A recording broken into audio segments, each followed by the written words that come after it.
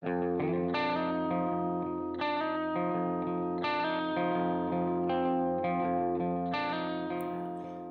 there, everybody. Welcome to another episode of the Cloud-Based Mayhem, and happy holidays.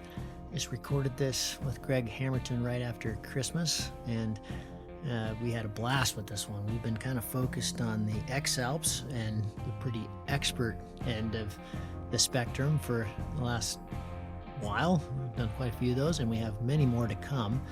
But I get a lot of emails as the year goes by on suggestions for shows and suggestions for interviewees, and one came in a few months ago in September from Samantha Amato, who said, one of the questions you ask a lot is, if you could rewind the clock to your 50-hour self, what would you change? And she said she would have appreciated when she was learning what we should be asking at the 0-hour self, and the knowledge we could pass on to people who are literally just thinking about getting in sport, or maybe taking their first flight or something. So the very, very early stages of the sport.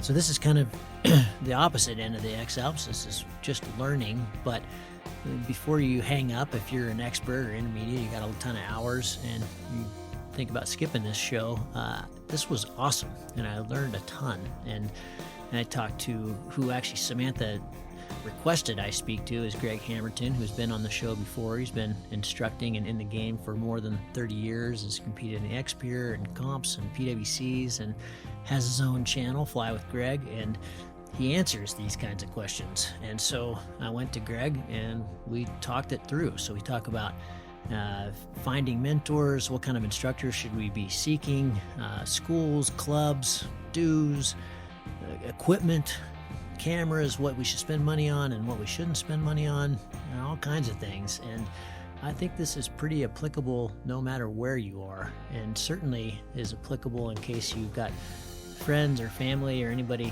thinking about getting into the sport.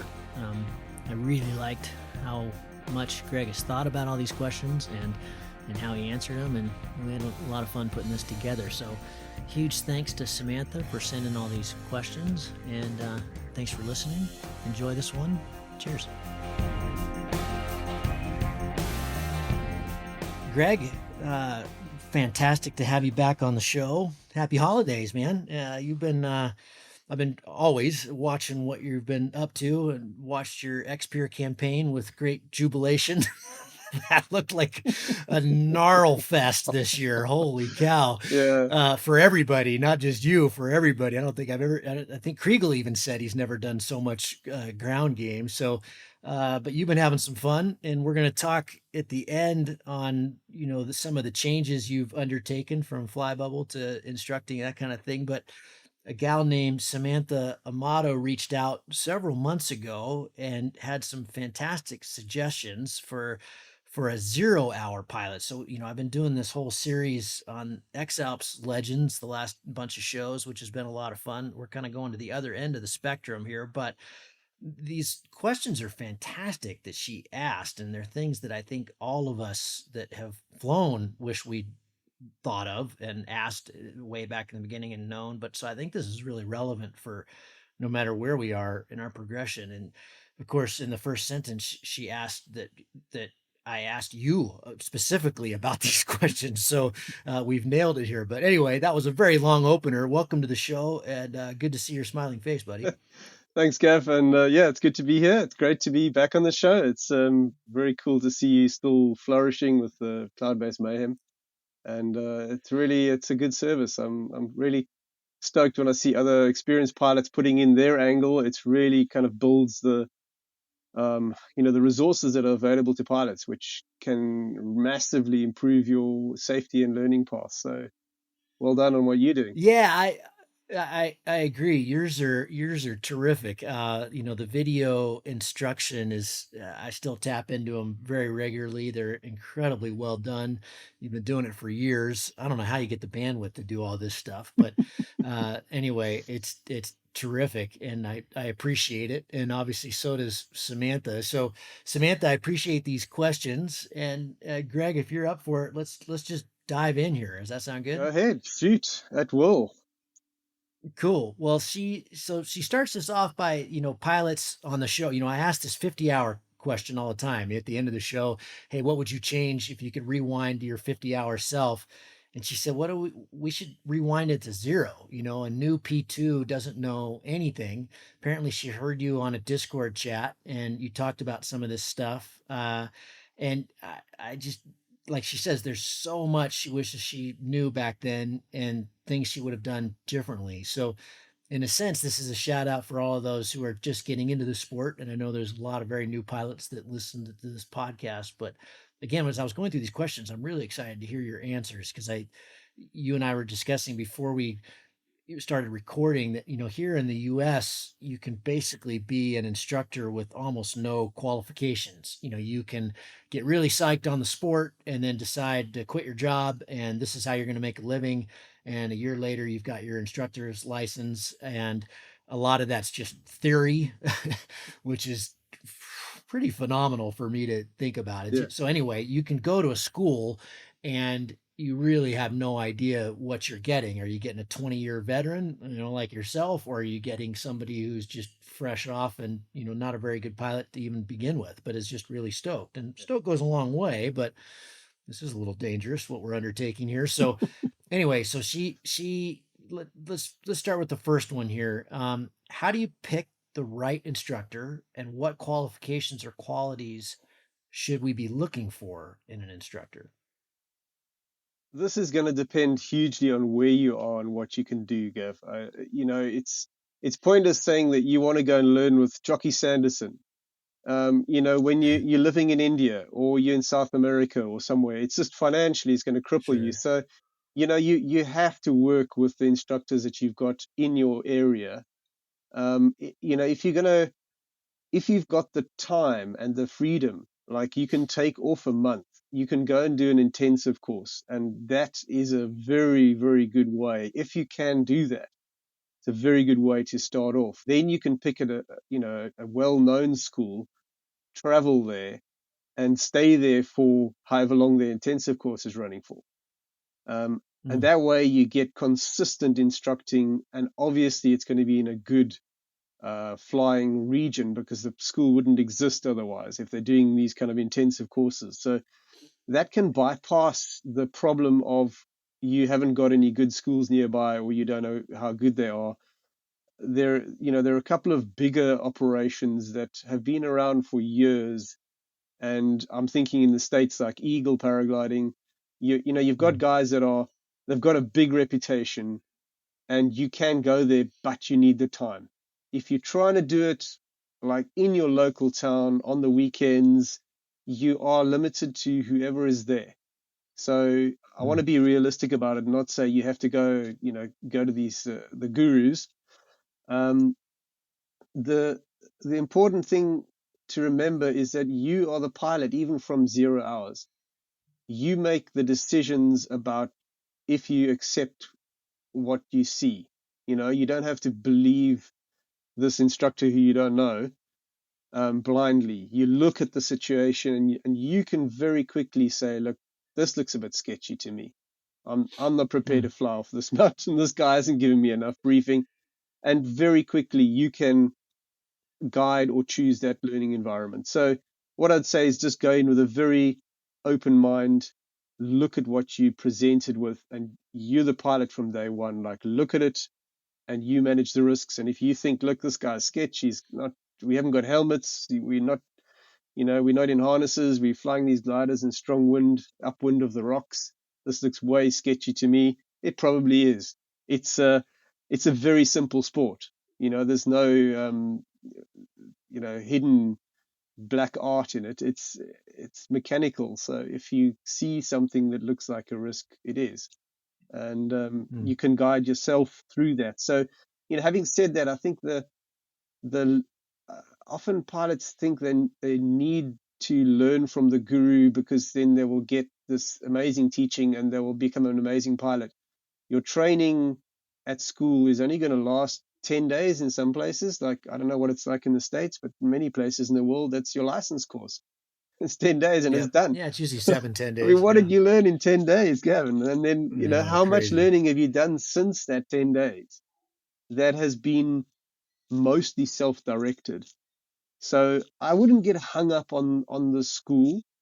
I would try and choose the sites and the learning environment, where you're going to put yourself. Because when you're out of that school, where are you going to be? You've learnt in a particular environment. Is that a good place for your first year of flying? And I would be looking more towards trying to find a school that's based in an area where you'd like to fly for the first year of your flying, so that you get in there, you already got confidence because they've flown you off the sites, and then you go there and you fly for a year. And to me, that kind of environment is coastal. If you can, if you're anywhere near the coast and you can get an hour drive down to the coast, if you spend your first year flying coastal, you can learn so much, all the little precision proximity kind of skills that are often lacking when you learn off a big alpine site and you just fly out and you land in a grass landing field in the middle of the valley. It can be quite difficult for pilots with that background to really have a good judgment of slope, closeness, terrain. I'm thinking like top landing or anything like that, and even scratching with thermals. If you haven't built up that mental awareness of your judgment of distance and speed and the change when you're going downwind and upwind, and that you learn in a soaring environment close to the ground. So coastal, just cruising up and down the ridge and coming in and top landing, taking off again. You get so much flying in that way.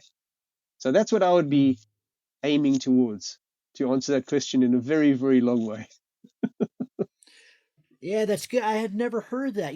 I've often thought back when she sent these questions through. I thought back on my own instruction. I learned at Superfly at the point of the mountain, and it, part of one of the reasons I've always been so grateful for that is it's really quite windy. Not dangerous windy. It's a windy. It's like a coastal site, even though it's in the center of Utah. There's no Yeah, ocean anywhere, but yeah, it's the way it works is the with the valley flow winds, and but it's quite windy, so you learn. We always joke that people that learn at the point are really good at ground handling versus people that learn at Tiger, which is a mountainside up near Seattle where you're mostly just doing forwards. There's very rarely any breeze, and so you don't get much of an opportunity to ground handle at the flying. Obviously, you can go all over the place in ground handle, but typically the people who learn at the point are pretty good at ground handling, and people learn at mountain sites are not around here. yeah. So I'd never heard that advice. That's quite good. That's quite interesting. The other thing I'm hearing is that the when you're learning, it's kind of hard to learn when you're at best a weekend warrior. If you can really stack the days together. And this is another thing I think about when I learned. I was so crazy into it from day one that we were really lucky. We did a kind of a long 1 month road trip after I got the license and flew a dozen sites. Just Mm, flew all these sites in the mountains and on the coast, and I didn't know what I was doing, but it was great because it gave me access to a lot of different sites. And I had people with me who knew what they were yeah, doing. So I that's was being ideal. well taken care Yeah. of. That was ideal. Mm, So I wasn't so much, with an instructor, quote unquote, but I was with people who were instructing, mm. and we were going to all these places. And a month in, I had for a month, a lot of experience because I was flying all these different sites. And I often look back on that as, boy, that was lucky. Yeah. Yeah, that's a really good progression path if you can do that. I mean, it's not available to everybody, but I Sure. think if you pick your flying environment that you can feasibly get to and start your training there, because you're gonna need a lot of time at those simpler sites to build up all of those skills. In an ideal world, that's a really good progression path where you have sites where you can top land, slope land, kite up the slope, and get a lot of repeat flights where you can do touch and goes.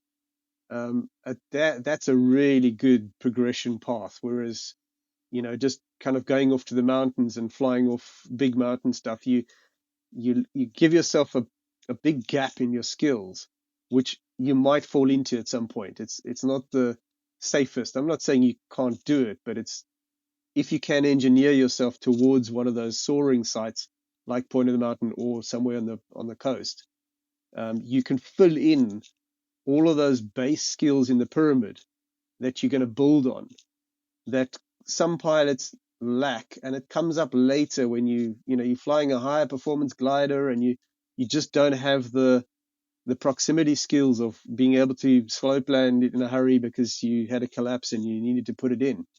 So that's my recommendation. If you can do that, start thinking about a school that's based in a good low airtime pilot area that you can then build up your skills. And tell me about the second part of her questions. What qualities in an instructor should a 0 hour pilot look for? And I'm inferring that she's also probably talking about, that people learn differently. Yeah. And I think it really matters who you go to in terms of how, I instructed at Outward Bound for years and years, and you're always instructing with you've got two instructors and then your patrol of 10 students. And, I worked with people who could deliver, talk about how to kayak or paddle or that kind of thing with no, just purely verbal. They could just do it with their hands tied behind their back and just explain it in a way where you could visualize it and see it. And others that just, that's all they did was show. They almost wouldn't even say anything. Yeah. Here's, follow me, which is how kids learn. Yeah. Just I learned that teaching my daughter how to ski. Didn't matter what I said to her. She just follows me and does it. Yeah. Lean forward, Yeah. put your hands forward. Yeah. Ridiculous things. Yeah. Shut up, Dad. That doesn't mean anything. But just go, just ski. I'll follow you. Yeah. That's how they learn. Yeah. So some of that sticks around. But anyway, what do you look for in a, can a 0 hour pilot, what do they even know to ask? Or should they interview? Or what should they do? Well, definitely, if they can visit the school, if they've got a chance to visit the school, and I think in person would make a huge difference to over the phone. I think if you can in person meet the schools in your area, just go pop in and say hi, and I'm thinking of learning. Tell me about what you do. Um, uh, I would say you're trying to look for somebody that has very little ego evident. The level of pilot ability. Yeah, sure. You want your instructor to have solid flying skills. You don't need your instructor to be the last national champion. If he starts showing you his cups and his positions in the competitions, you actually, that's a turn off for me. I don't want the instructor to be talking about their ability. It's a given. They're running a school and they've got some accreditation by your USHPA or BHPA, whoever's there. So it's a given that they've already got the qualification to be teaching. I'm looking more to see what do I feel relaxed and comfortable with this person, or does this person make me a little bit uneasy? Because when you're in a extreme panic situation, you want that voice of calm. Because that will cut through the panic. You don't want the person that's interested in their own greatness. You want somebody that's interested in you. And typically they've got the time for you. They're not hurried, just kind of brush off and don't have time for you. They should be patient with you, have time for you, and actually come across as a nice person for you, whatever that means, because then you can have a rapport with them.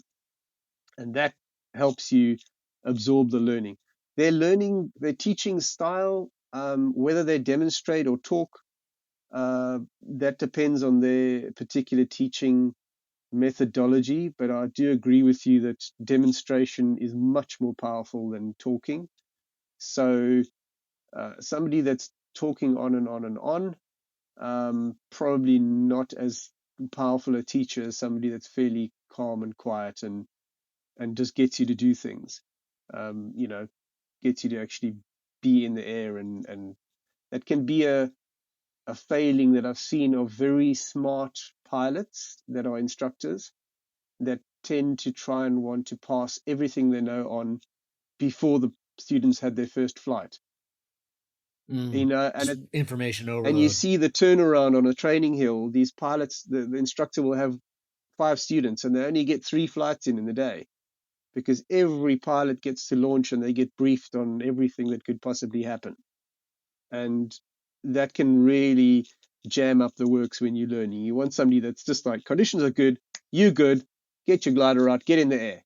Then you're learning. And the instructor's there to kind of give you safety margins and kind of herd you like a sheepdog into the landing field, kind of just be on the outside, because you learning so much yourself.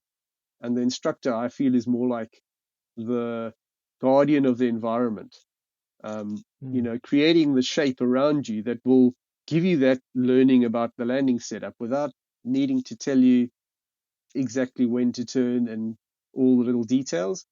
And I typically, when I instruct, I like to let students make mistakes, which puts you in a risky position as an instructor, because you have to hold back on something where you can see the guy's he's going to end up landing downwind and it's blowing 5 kilometers an hour and it's a grassy field. You want to tell him to turn into wind, but it's actually a safe environment for him to learn the downwind mistake. And so you just say nothing and let them come in and end up muddy and, spitting out grass, as long as it's not an injury that's going to happen, but it's going to be a surprise. Those are brilliant ways to learn, because I never Cheap have to mistakes. tell that person again about downwind, upwind, crosswind, and they know it. They got it. So you kind of, there's different methods, and I think that's a sign of a very confident, experienced instructor that allows that sort of thing to happen. But as a beginner, it's very difficult to be able to tell whether that's an instructor that knows what they're doing, or it's an instructor that's a complete cowboy and had no clue. And, the students are doing things that are a little bit random. So as a beginner, I think it's much more important to just meet the instructor and see if you've got a rapport with them. And if you get on well and you can trust them, you're already, most of the way there. And then, keep that awareness of your own piloting of the aircraft, and decide, if you look at this and say, I don't feel I'm up to this, then you're in charge. You said that it doesn't really matter, if that instructor's former national champion or something like that, which I agree with, but how much experience does matter? What are there questions that someone should ask when they go to one of these theoretical schools about, Joe Blow? Hey, how long have you been flying? How many hours? Are those is that relevant? What is relevant? Hmm. Well, obviously, you want to have some kind of accreditation from an external body. I mean, there could be an instructor that's running his own system and his own school out in the middle of nowhere, and he could be good, but he might be bad. It might be that he's been kicked out of the association because he's unsafe. So I think, although the association system's not perfect, it's kind of all we've got, and at least it's some kind of accreditation. So, and I feel like, if an instructor is really dodgy, they'd get reported.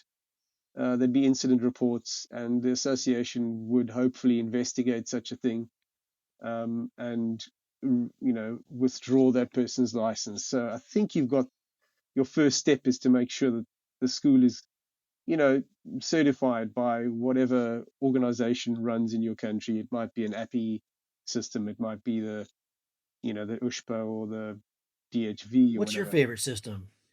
Well, I work under the BHPA system in the UK.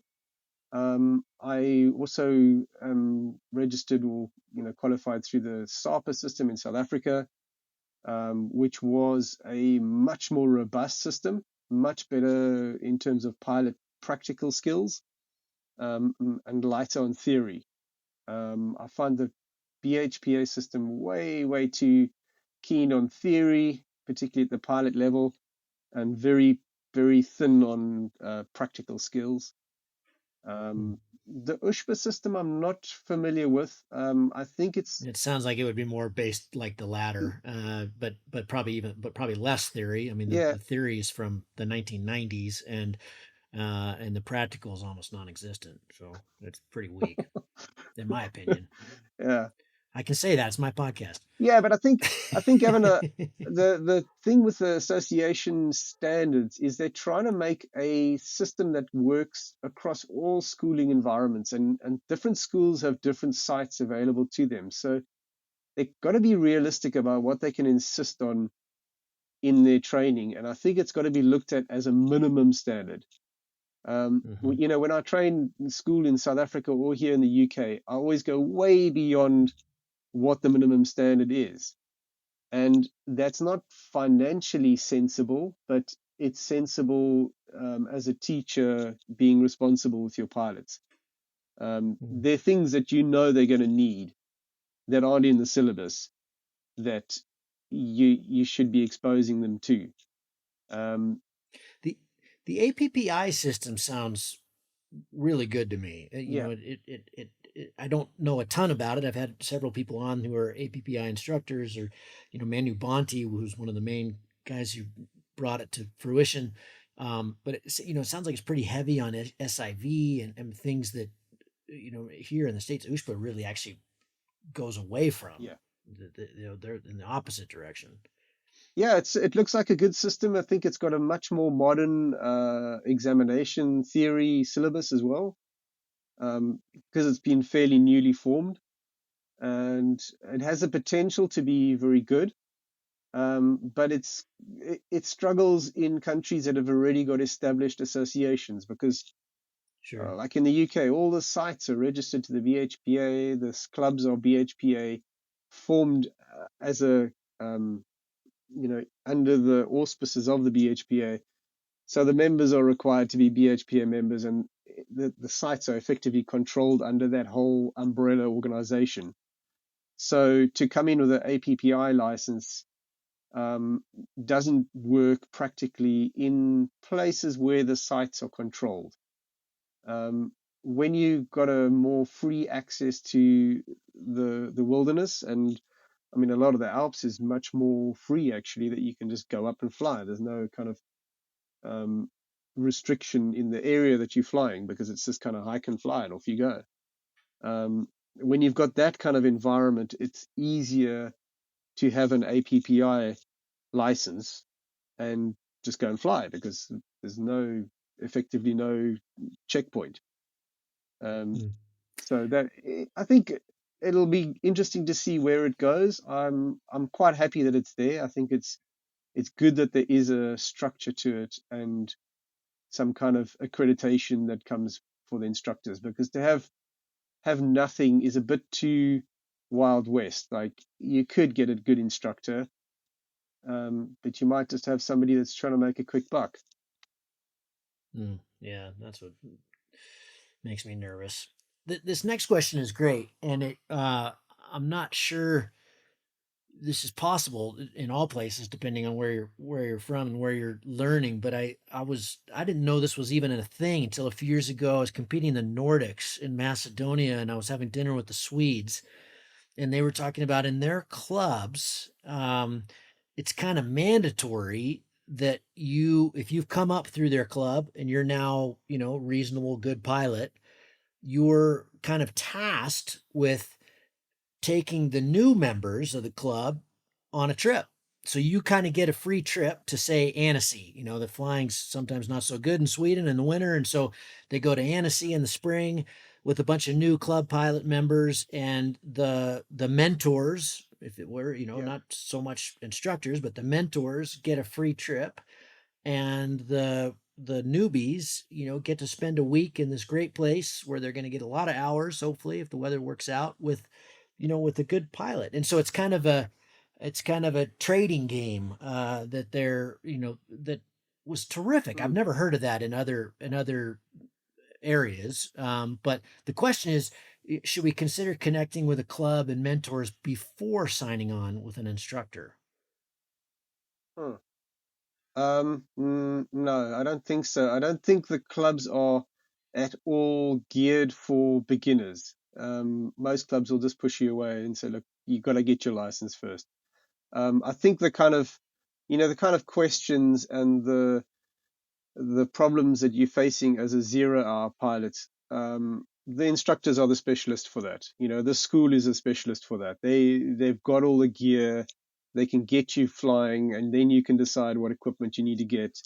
The system's set up there, and I think the club is a very useful bridge after school. Particularly in the Mm. UK, it's the way it's set up here is that the training level is known to be fairly basic. But that's because the clubs have a coaching structure, that there are many coaches in every BHPA club, and the coaches are voluntary. They're on the site, and if you come there as a new pilot, you just ask for the coach. Coach is there. He gives you a site briefing. He tells you what to try and work on today, and there's that kind of constant available experienced instructors on site. So because of that, you can then make the training really quick, because the guys are going to go into the safety net. That's unique to the BHPA, but we had a similar sort of thing in Cape Town, in South Africa, where we had a few club coaches who were kind of appointed senior pilots that beginners could at least have a face that they knew, he's a pilot, he's a coach, I can go and ask him. That That's works. really cool. We Yeah, don't have that it here. works. It works nicely, and I think any club that's got any kind of size to it, like over sort of 50 pilots, can get that structure going and can get coaches, just to promote somebody as a coach.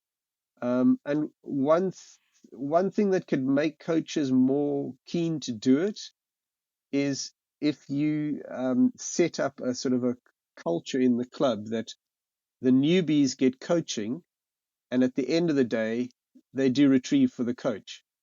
And if Mm. you set it up that way, the coach now can think, hey, I will spend the morning looking after these guys, and then I'm gone.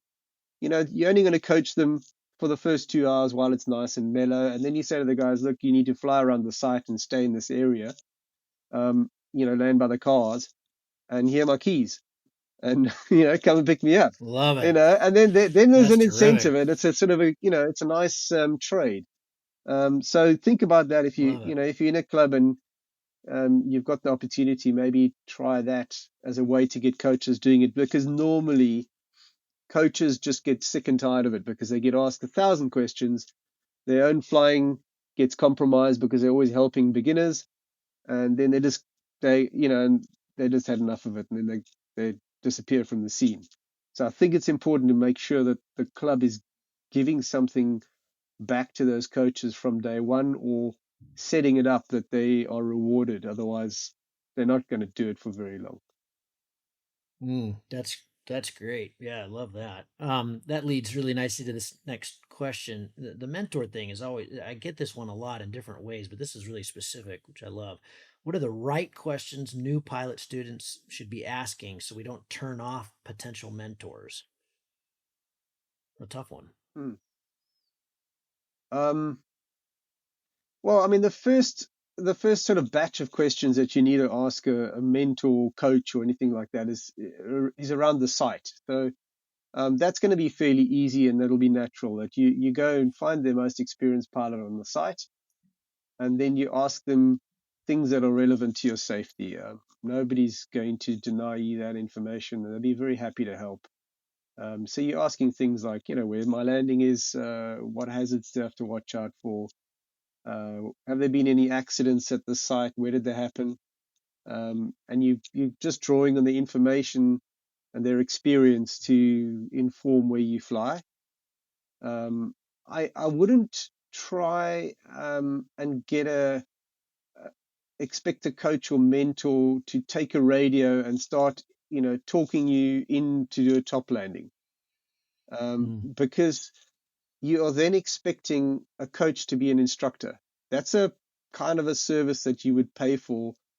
The guy's going to be professional, and he's taking the risk of being the guy in control of your glider, saying go left, go right. And that's a very different level. So I would say be careful of your demands or expectations of somebody that's just voluntarily there with experience, because what they say, if you act on it, they could be potentially awkward about their liability. They don't want to say something and then you go and do it and you have an accident and they feel responsible. So I think if you approach the mentoring thing more in the way of asking, like, can you suggest things about my flying that I could improve? Are there things that I'm missing out? Asking for sort of guidance and using them as a sounding board to bounce questions off somebody experienced rather than trying to get them to teach you. If it's teaching, that's going to be, for most people, they don't want to do that on their weekend, and it's now getting thermic and they're worried about collapses and stuff. And now you coming there with very little experience, going to be a bit hesitant. But if you ask them, like, what do you think of conditions for my level? Yeah, that's fine. Then they will give you guidance. But it's got to be kind of that hands-off approach. I wouldn't expect a mentor or coach to actually be teaching me how to fly my glider. Yeah, and I would reiterate too just what you said about giving back. Our own little community here in Sun Valley is really kind of crumpled as of late because the newer pilots, and this is of course the older, more experienced pilots' fault, but it was a lot of asking and no give. And so finally that was, if you're not going to give us retriever once in a while, we're not going to help you out. Yeah, yeah, And it kind of started falling apart a little, in a sense. yeah, So I think that's really important is if you're asking for advice, I've never met a pilot ever in my life who's not willing to give it. I think people in this community are incredibly open with their knowledge and help and willing to help. But it's a, it's good to just be mindful that it should be a two-way street if possible.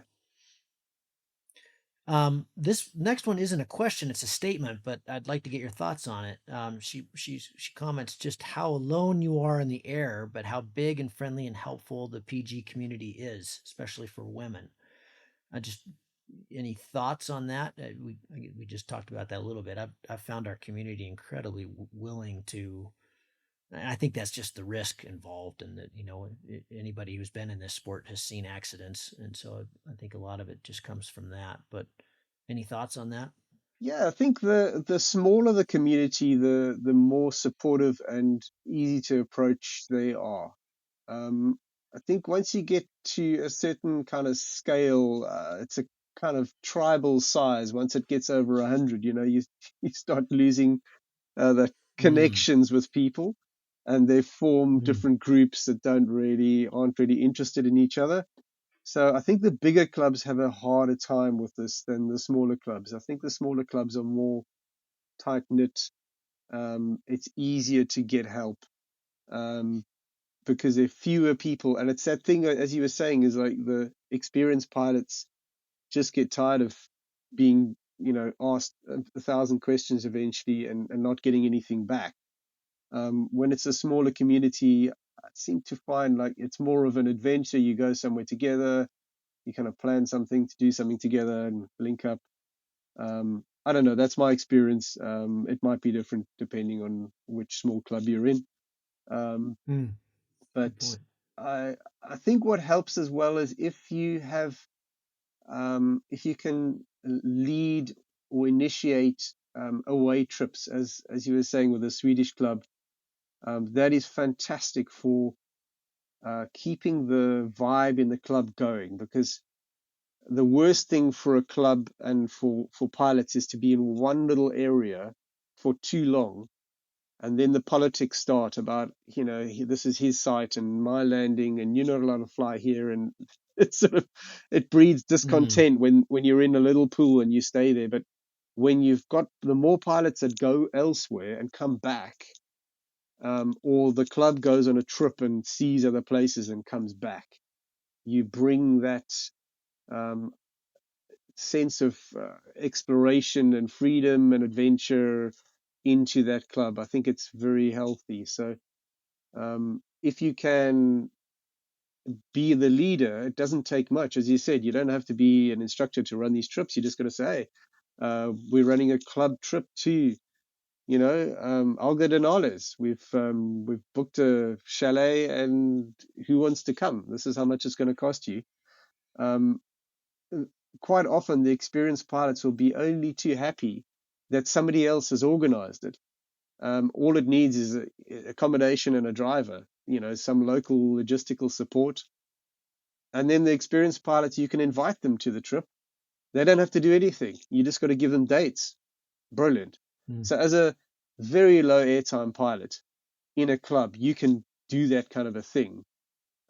Just if you just do one trip a year and motivate it, um, it'll help massively in the club, and you'll be. I'm sure then you would be helped a lot with your flying, because the experienced pilots are only too happy that you're doing that for everybody, Mm. and that can turn a club around from being kind of very, very limited to being a bunch of nutters that go explore the world. It's a nice change.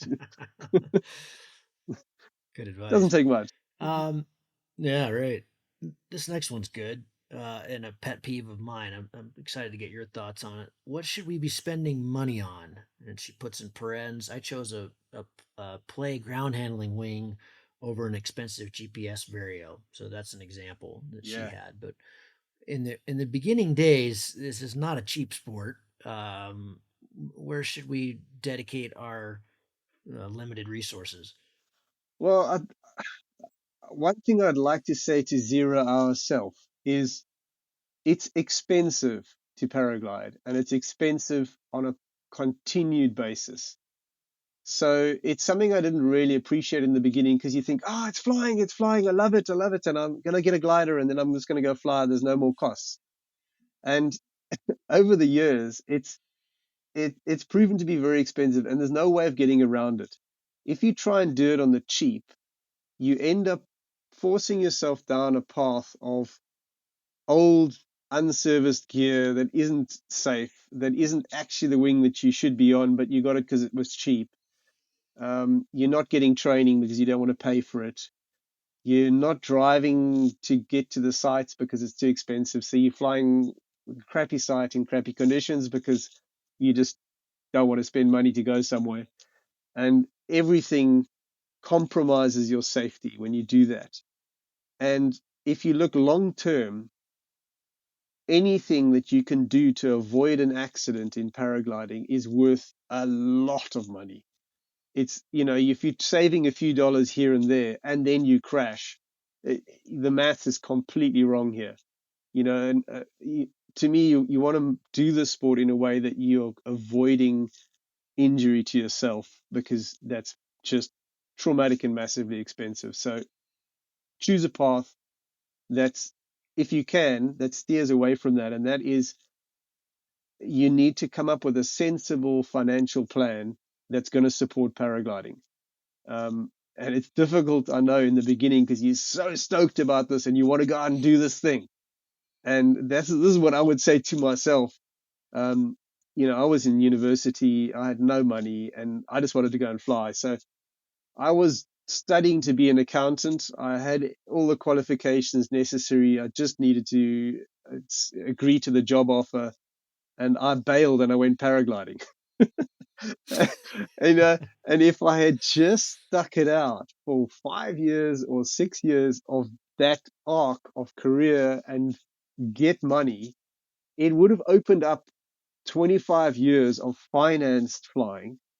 Instead, what I did was I did 30 years of non-finance flying, and tried to work out ways to make a little side gig here and do a bit of work. And go instructing, you think, oh, you run a paragliding school. Like, it's not a route to riches. It's not a way to make money. But by doing that, you're even limited with the paragliding school you can do because you don't have money. So you're limited in the training gear you can buy, the sites you can buy or rent or hire, and everything is limited when you dive into paragliding head first and you don't have a financial plan to support it. So that's what I would suggest. If you can in any way delay things or work on your career plan, your opportunities for education and employment, and improving that, because it's a long-term game. And if you've got a better financial situation for 25 years of paragliding, man, you can choose what you do, and you're not stuck on that crappy glider that you bought secondhand that was too big for you, but it was only $500. And it just messes up your flying, whereas a little bit more money can make a huge difference. So that's firstly what I would say about the money side of things. It's a necessary evil for this game. These wings are incredibly complicated to manufacture. They don't come cheap and they wear out fast. So I look at it at about $10,000 a year as your kind of running cost for paragliding. $10,000 up front that you're going to sink into equipment. That's your wing, your reserve, your harness, your helmet, your instruments, extra bits and bobs. It's about $10,000. And you're going to wear it out at a rate. It's only going to last 400 hours of airtime. You're going to need training, transport. There's financing that initial 10K. So it works out at about $10,000 a year that you're going to be spending with a bit of travel, a bit of SRV training maybe. So if that's going to break the bank, then fix that problem before you start thinking about what gear you're going to buy. Otherwise, you're buying the gear with a very constricted finance situation, which puts you into buying the wrong stuff. That's, you know, to get back to the actual stuff that you're going to buy, what Sammy did, buying a ground trainer, that's the sort of decision that you can make when you've got a bit of money and you can say, hey, look, I've got a main wing that I want to keep in good condition and it's always overpowering me when I'm learning my ground handling. You can go and buy a ground trainer. They're about $1,000, BGD Seed, Ozone Roadrunner, that kind of thing. And now you've got a tool that massively expands your range of training conditions. So you can still ground handle on your main wing when it's really smooth and easy. But let's say you've got some, brush scrub area at the back of your house that you can go and take the ground trainer in, and you don't care. It's a durable glider and it's small and it doesn't overpower you. And now you can work on all of your ground control drills, and you massively improve your skills in ground handling by just spending $1,000 that you're gonna get mostly back when you're finished with your ground training. And let's say you've done it for a year, you can put that on the secondhand market and it'll be snapped up. And somebody, if you put it at $500, you say, look, I've been using it for a year, it's still in good condition. There's somebody else there that'll want that wing. So you've only spent $500, and you would have actually taken off more than $500 value on your wing, ground handling your main wing in that time. So to me, that's a sort of, it's a no-brainer when you've got some money. When you haven't got money and you're looking at it like, the cheap way, you just can't make those sort of decisions clearly. So hopefully it's a bit of an unconventional approach, I suppose, because when I started, it was just like do everything I could to just fly and just chuck the work. It doesn't matter, but it it really does. It really makes a big difference. Let me add, I guess add a few things. Just get your thoughts. I've got some thoughts on some of these things too. For sure, you don't need to spend a lot of money on a fancy vario. We should learn in the beginning, we spend a lot of time with no instruments. Is my thought. You could have your phone to tell your ground speed and stuff, but you certainly don't need things beeping at you in the beginning. That's a really nice skill that I still work on today. That I think is really important for learning how to core and thermal, and which isn't so much your 0 hour pilot, Yeah. but you don't have to worry about that so much. A second one would be a camera. Please don't get a camera early on. Gotta have the This GoPro, is man, just right up here. God. I mean, I'm sure like everyone saw the midair down in Colombia last year with a really low hour pilot. And I'm sorry if you're listening to this and I'm calling you out, but I mean, that kind of thing is just mind blowing. And this sport requires 150% of our attention every single flight we do, and to remove bandwidth because you're worried about a camera, and cameras are finicky, and I know because I've done a ton of filming as you Yeah. have. And it just adds a level of stress and possible angst and things going wrong, including, I've had a friend, not a friend, an acquaintance who was killed because he had a big collapse and the lines got tied around the camera and it snapped his neck. And so Oh, it's real risk. yeah. No, that's one of those outliers, of course, but um, you know, GoPro's $500. That's a nice place to save money. I almost think there should be a rule, until until you've got a couple thousand hours, you don't get to use a camera. Yeah. Yeah, they have a And rule then like that in skydiving. Like there's a certain number of hours before you're allowed to have a camera on your helmet. You yeah, can't just bail out the plane with that. we Yeah, should definitely have that yeah, kind of rule. yeah, Uh, and then finally, I think the last place, when you're talking about money, and this is, I'm sorry, we've hammered this for a lot of shows over the years, but I think when people get into it, especially if they start flying comps, which I highly recommend, I think that's a great way to get hours and get, start feeling how, it's a direct feedback tool where you go, oh, I'm not very good. You could be the hero at your home site and you go to a comp yeah, and realize, wow, yeah, I'm actually not very yeah, good compared to all these people. But what people tend to do when they get in that environment is, I need a better wing, I need a better harness. And that should not be the takeaway. The takeaway should be that you should become a better climber and a better glider on the gear you've got, yeah, because you won't have the bandwidth to fly hotter gear when you're not a better pilot. That's just going the opposite way. You're taking more risk for less reward, and you're putting the onus on the gear, which is expensive, rather than your own skill building and foundational skills.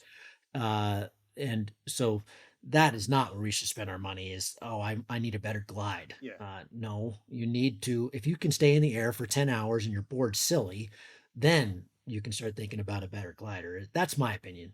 Yeah, well, I mean, let's bring that back to 0 hour pilots. Yep. The wing that you're going to buy really doesn't matter at this point. Mm. If you 0 hours and you're going to be learning, okay, it does matter that you don't buy an old ENC glider that is completely unsuitable for training on.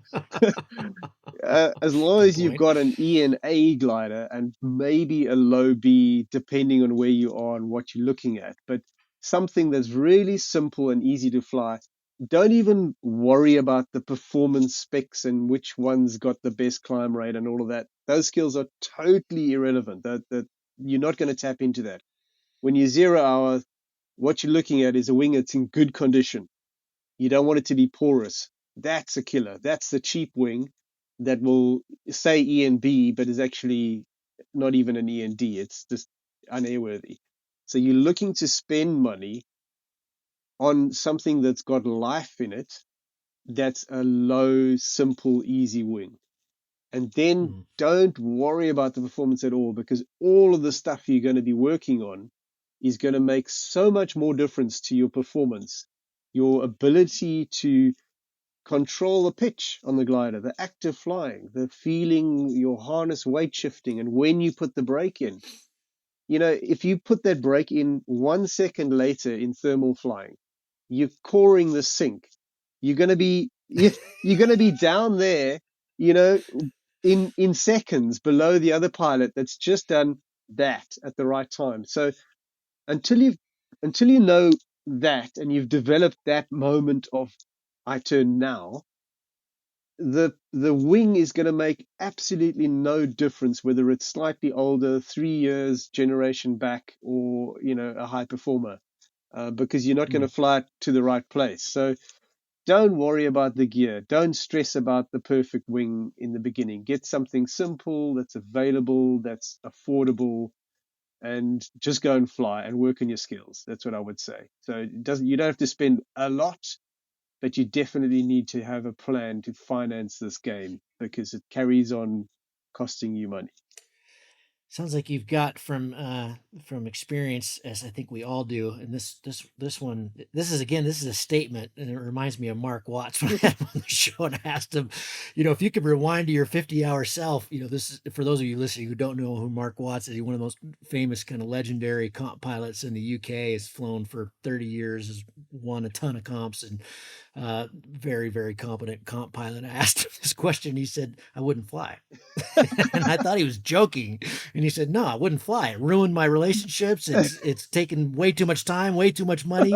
I would, if I could rewind to my 50-hour self, I'd quit this shit." And so I thought that was hysterical. And I think he was being very honest. But Yeah, anyway, this next one is how flying is an addiction and how it might, or that should maybe say how it will affect relationships.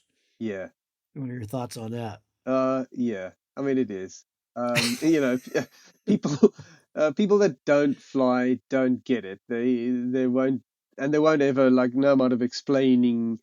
They don't get what you're doing, and why you risking your life for, being able to develop the skill to not die, and to to be able to fly around the sky.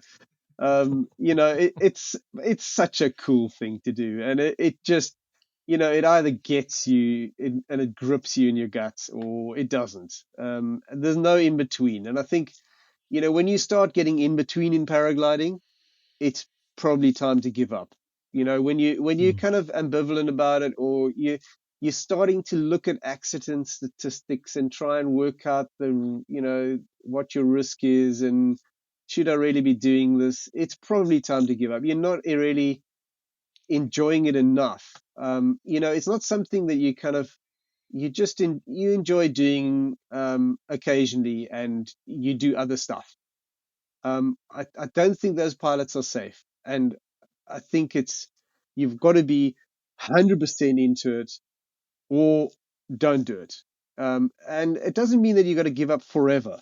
But if you acknowledge you're in that position where it's kind of a cool thing to do, but you also would rather go surfing, or go kiteboarding, or go horse riding, or whatever.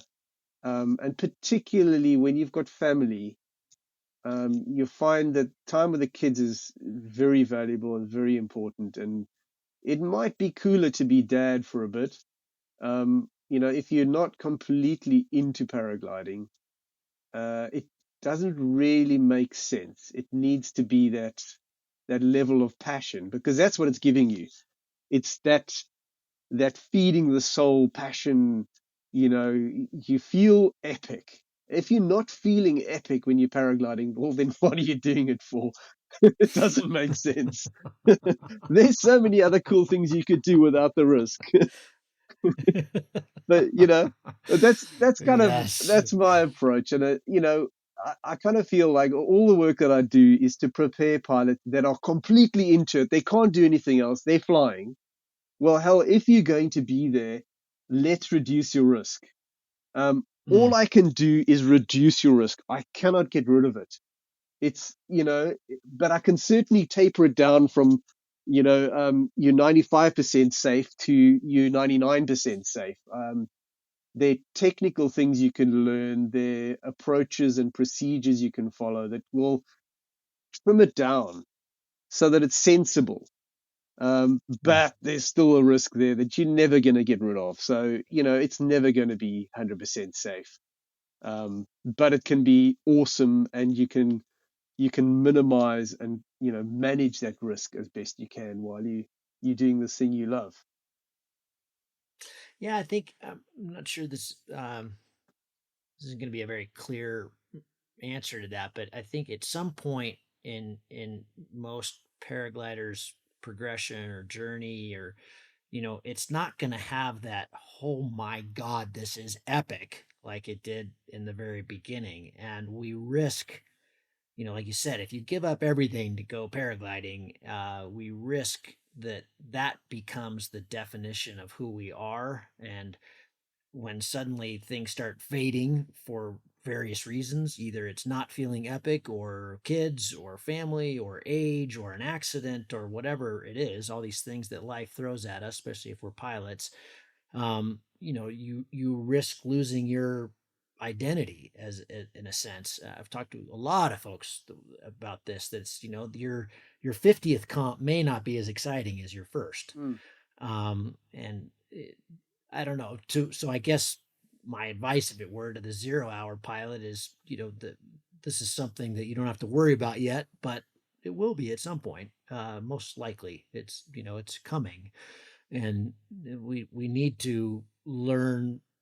Part of life is learning how to talk ourselves off the cliff, and that we can find a different way to enjoy things than risking our lives. Yeah. Yeah, Yeah, but perfect. it, it it it doesn't need to be risking your life. And I think there's a lot of adrenaline when you start. So when you're at a 0 hour self, let's be honest, it's adrenaline. That's Mm, it's just amazing. But you kind of feel like, yeah, you're kind of hanging on the string, and it's ridiculous when you start paragliding, like what you just did, that you just ran off a mountain and you flew down and landed in a field. It's ridiculous what you did. So, yes. and it becomes the norm, um, very quickly. So very quickly out of that 0 hour self, it becomes a normal thing to do. Um, the the danger, I think, is when it becomes normal and when you fall into kind of, as you said, the 15th comp is not so much of a challenge anymore, and you kind of blasé about it. I think that's when your risk peaks, because you are not Mm, on it. yep. You are not treating it like something that could kill you. Mm, So I don't think although it's pretty exciting when you start, I don't think you're actually at that much risk. I think, given that you've got an instructor, any instructor is going to be training at a fairly easy site, and he's only going to send you off in conditions that look reasonable. Your risk level is pretty low. Your perceived risk mm, is very high. So you completely focused and on it, and that's quite safe. And the sport can get more dangerous, particularly at about 100 hours. As you become familiar with it and you start feeling like this is a normal environment for you, and your perceived risk goes down, it's still there.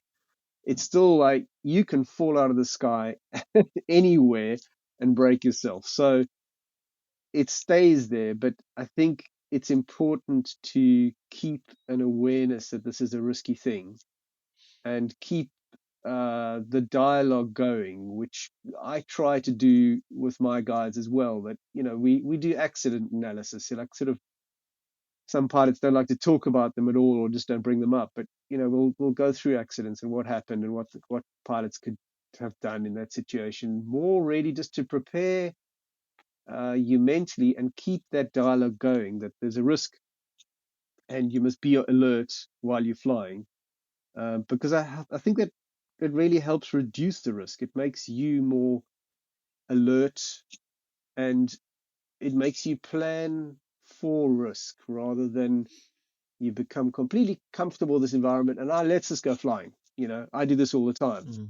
and that's a kind of a way to fly that I think leads to an accident. That you become this guy that flies all the time, and it's no problem. I've got lots of experience, and you kind of got to approach it like you did 0 hours all the time. That this thing can kill you.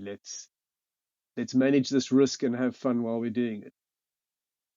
Yeah, I think having that approach that Jeff Shapiro talked about in one of the very early shows, like a base jumper does or a wingsuit pilot does, that this one flight right now is the most important flight of your life. I think Yeah. to have that constantly in mind is a good approach to the sport, which takes us to very nicely into the long and winding. So this is again another statement, but how learning is a long and winding road, and how limited you are in your abilities as a P2.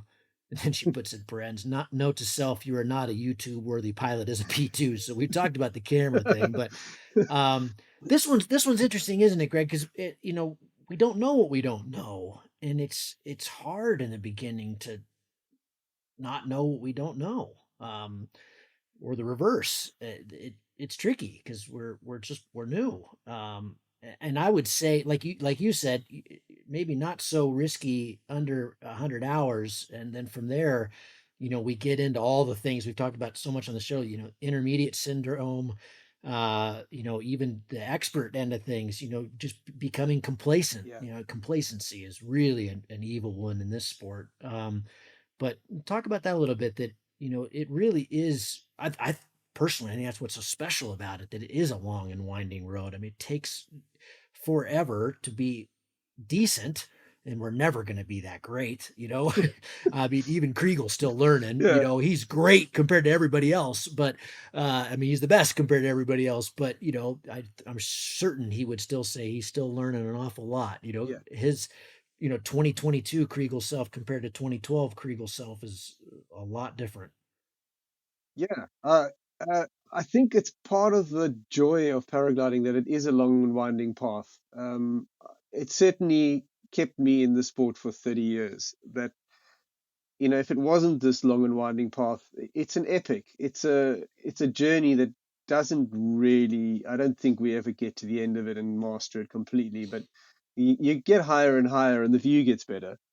Um, you know, but Yes, that's it's true. constantly, there's more to learn and there's more to adventure and develop.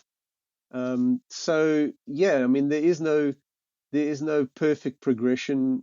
Everybody is different. Everybody has different flight journeys and trips that they go to and sites they fly, and you develop different skills, and you come to the sport with different skills. So you're building on, your sailing background or your microlighting or radio control planes or gaming or whatever it is, and you bring those skills in. So it's completely unique, which gives it its magic. So I Mm, think as long as you are matching your level of development with the environment you're flying in, then you've got a very long career ahead of you. It's when you kind of have the gung ho, I'll do it anyway kind of approach. I don't think it lasts very long because you push yourself into an environment that you're not ready for. Um, you're always going to come up against things that surprise you.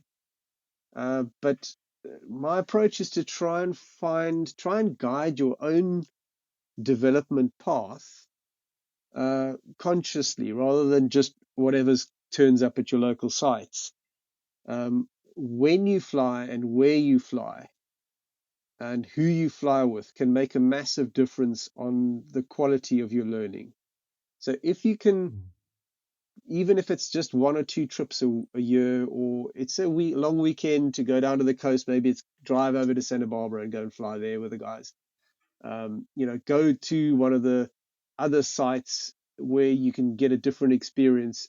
But don't put yourself into like fish in springtime when you're a 20 hours pilot. You're not looking for um, environments that don't match your level. You're trying to find the next step in your progression, and if you guide that logically, I think you find a very good path. So, when you're starting out, as I'm saying, try and find that, go to the coast for a week, have a holiday break. The family will love you, rent a chalet on the coast or wherever, whatever you do, campsite or whatever, but go to the beach area where there's a flying site and go and work on your skills on just dragging your feet along the dunes and low level stall point appreciation and all of those skills if you haven't done it, and then progress to the sort of inland hill, like, point of the mountain, that kind of a thing.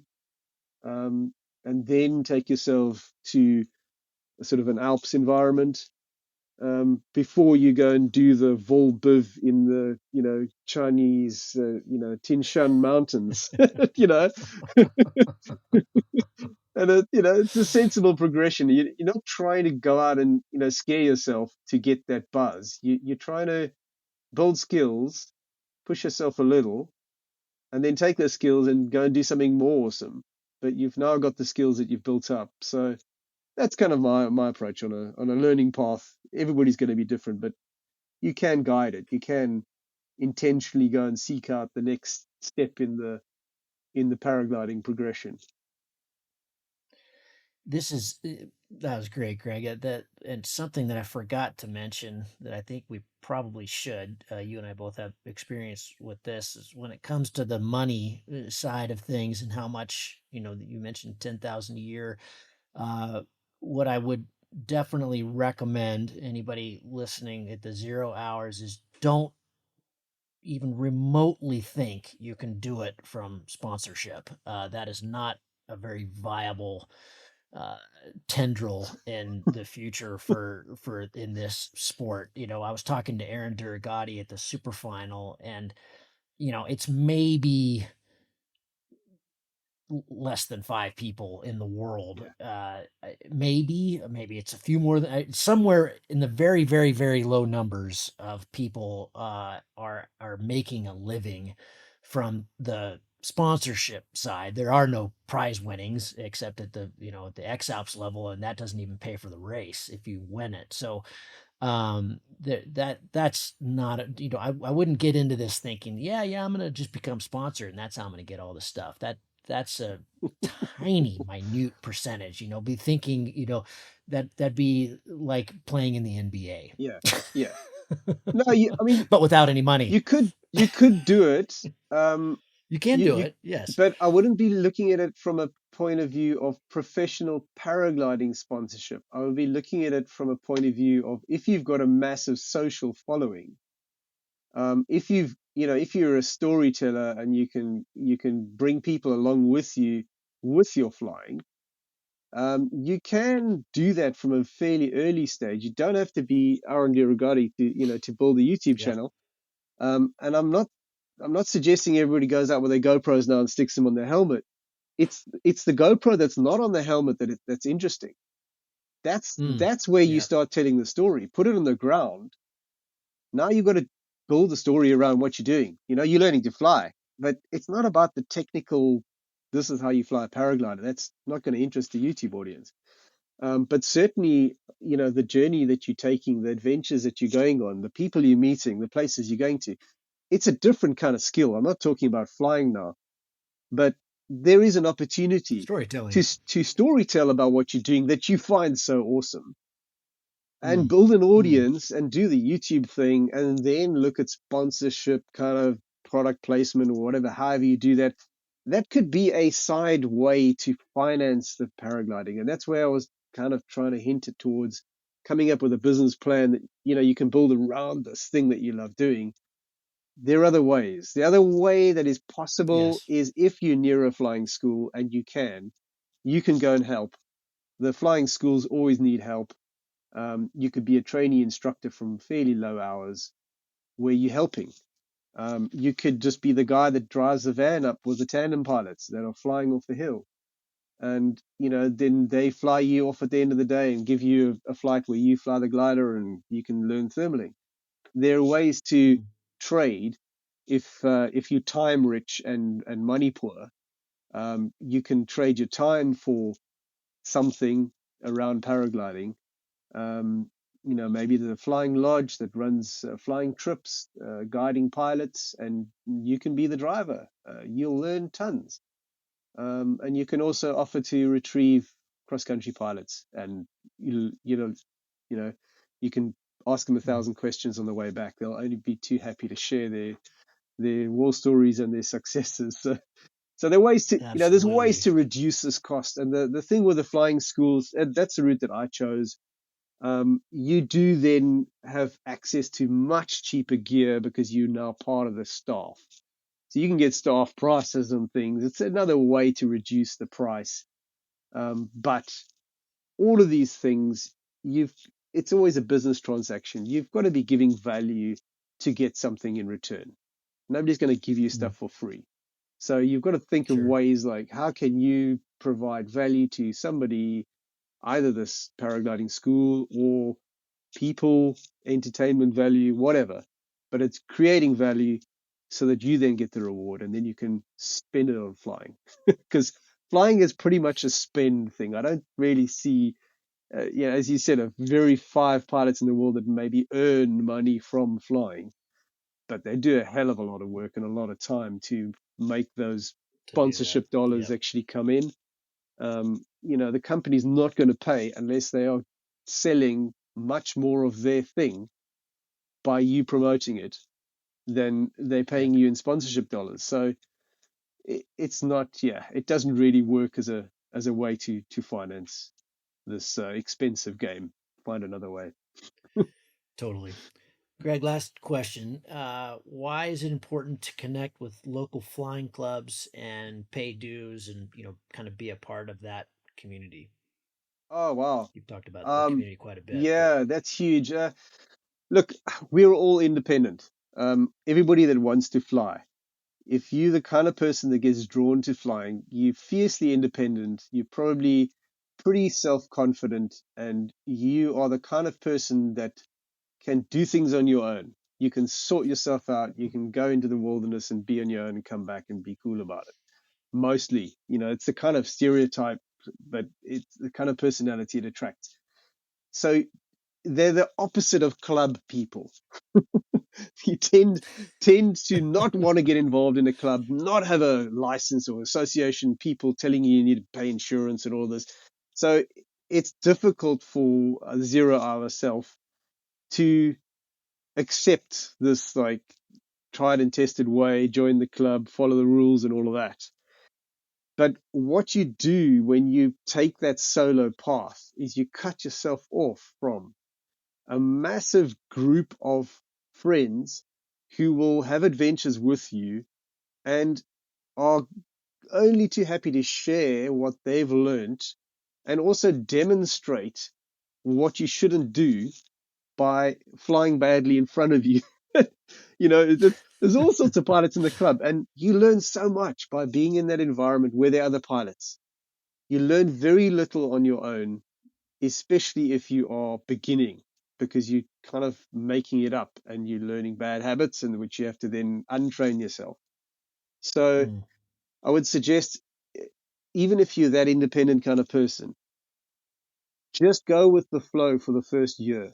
Get your license, join the club, pay your dues, get in there, and then you can always decide to go solo once you've seen it and you're there and you've got your license, whatever. Now it's an option. It's not something you're forced to do, because I see pilots that go rogue early uh, usually give up, because yeah. whenever they're coming, at some point they come to the club site, the place where everybody is. They want to do a competition.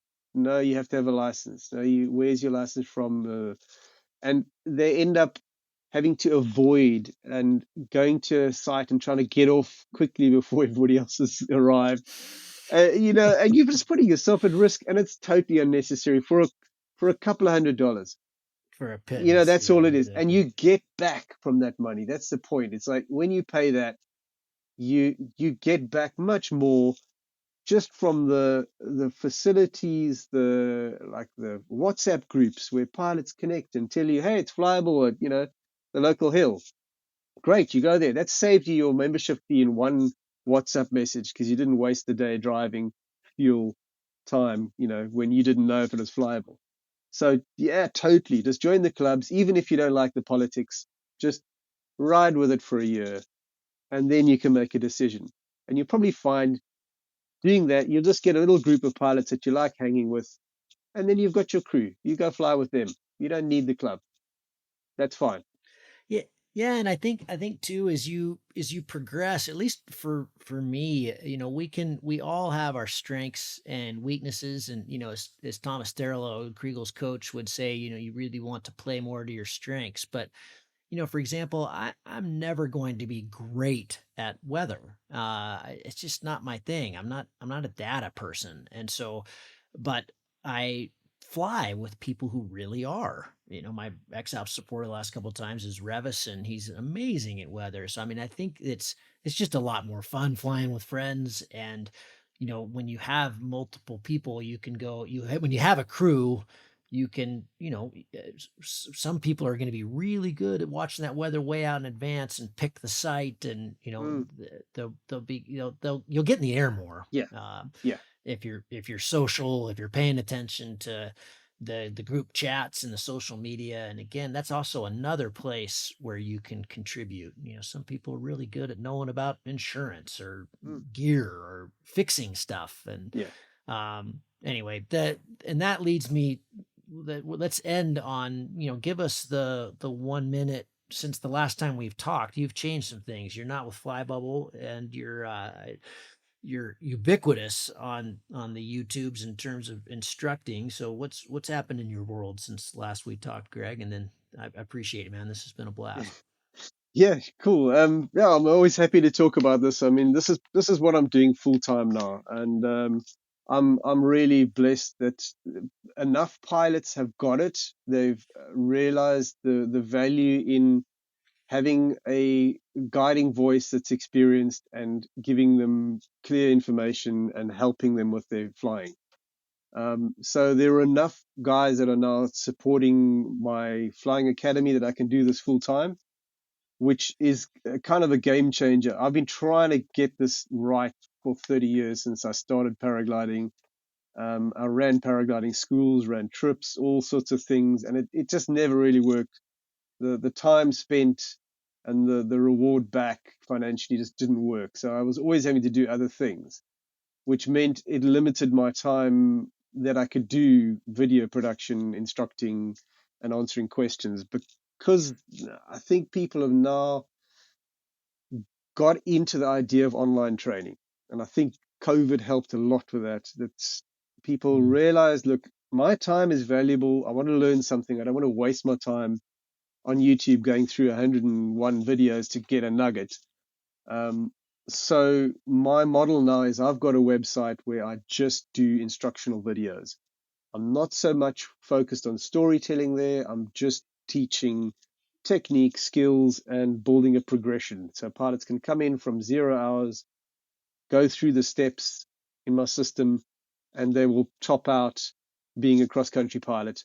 Beyond that, good luck. I acknowledge I can only take pilots so far.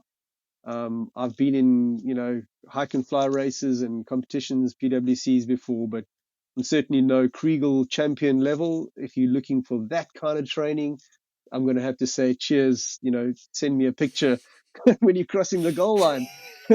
But there's a lot of learning up to that point, and there are a lot of gaps in pilots' knowledge where they've developed one area or they trained a certain way and they haven't been exposed to other environments. So that's the value they can get from the flight academy that I run. And if you look at the cost that you're looking at, we discussed the sort of $10,000 a year, even if it's $5,000 a year that you're spending, for $20 a month, you can be a member on my flight academy and you get access to me in the chat room. You can ask me a question. Hey, Greg, my glider's spinning. What's going on here? Here's a video clip, and I'll analyze it. We dive into all sorts of topics, and there's a big catalog of videos that you can go, brush up on your skills on whether it's SRV or doing cross country or, ground control, whatever. So that's where I'm at now. Pilots can find me on flywithgreg.com. Have a look there. You can try it out. You can see if you like it. Try it for a month. Join me. If it works for you, fantastic. My idea is to be that mentor coach that many pilots lack because they're like isolated. Once they're out of the nest. Yeah, or just they Yeah, or haven't once got a they're out of the club nest, you get the nearby. you Some get the pilots P2 and that's it. exactly. So I take pilots from Yeah. that level. I don't really teach pilots beginning license stuff, but I do have a couple of courses that will boost and bolster their training. But I would send them to a paragliding school and say, look, go and do the training. That 10 days is invaluable, but add on. I've got a course in fundamentals, a course in ground handling. I'm doing the launch skills one now, and I will build that up over time. So I'm sure, absolutely sure, that you get value for your money for the $20 a month. I've priced it that way because I want pilots to feel this is a continuous professional development. Like this thing, you can become a member of the academy and then you just keep it there. And you've constantly got this new ideas, videos coming out.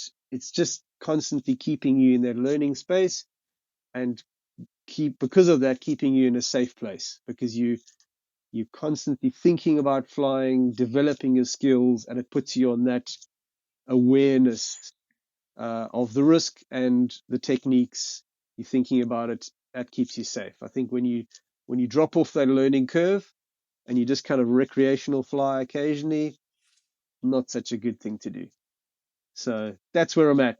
Pilots can find me if they want me. I'm there every day. But sometimes I go fly and I film it and then I'll bring it back into the academy. Greg, it's Fly with Greg, and Greg, it's always a pleasure, and congratulations again for surviving the X-Pier. That I watched every second; it was fantastic, and it looked like some amount of fun. Yeah. As they are, they're wicked fun when you're done. I mean, 2 weeks later, you look back and you go, "That was the most fun I've ever had." But yeah, fantastic, and thanks for making these awesome videos. And you're really good at them, and they're incredibly valuable. And appreciate it, man. Thanks a lot. Thanks for making the time. Well, thank you, Gavin, and keep doing what you're doing. It's a huge service to the community. So big up to you, and I'm glad to see that you're getting your flying in. Maybe I should be doing podcasts instead of videos. I'm mostly building a house, man. Looks can be deceiving. Thanks, bud. Talk soon. My pleasure. Cheers. If you find the Cloud-Based Mayhem valuable, you can support it in a lot of different ways. You can give us a rating on iTunes or Stitcher, or however you get your podcast. That goes a long ways and helps spread the word. You can blog about it on your own website or share it on social media. You can talk about it on the way up to launch with your pilot friends. I know a lot of interesting conversations have happened that way. And of course, you can support us financially. This show does take a lot of time, a lot of editing, a lot of storage and music and all kinds of behind the scenes cost. So if you can support us financially, all we've ever asked for is $1 a show.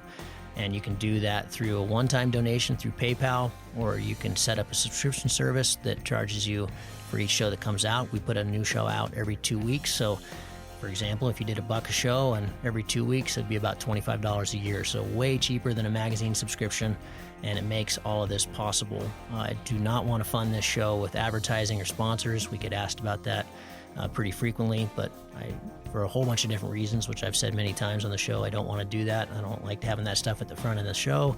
And I also want you to know that these are authentic conversations with real people, and these are just our opinions, but our opinions are not being skewed by sponsors or advertising dollars. I think that's a pretty toxic business model. So I hope you dig that. You can support us. If you go to cloudbasedmayhem.com, you can find the places to support. You can do it through patreon.com/cloudbasedmayhem. If you want a recurring subscription, you can also do that directly through the website. We've tried to make it really easy, and that will give you access to all the bonus material, little video casts that we do, and extra little nuggets that we find in conversations that don't make it into the main show, but we feel like you should hear. We don't put any of that behind a paywall. If you can't afford to support us, then just let me know and I'll set you up with an account. Of course, that'll be lifetime, and hopefully you're being in a position someday to be able to support us. But you'll find all that on the website. All of you who have supported us or even joined our newsletter or bought Cloud-Based Mayhem merchandise, t-shirts or hats or anything, you should be all set up. You should have an account, and you should be able to access all that bonus material now. Thank you so much for listening. I really appreciate your support, and we'll see you on the next show. Thank you.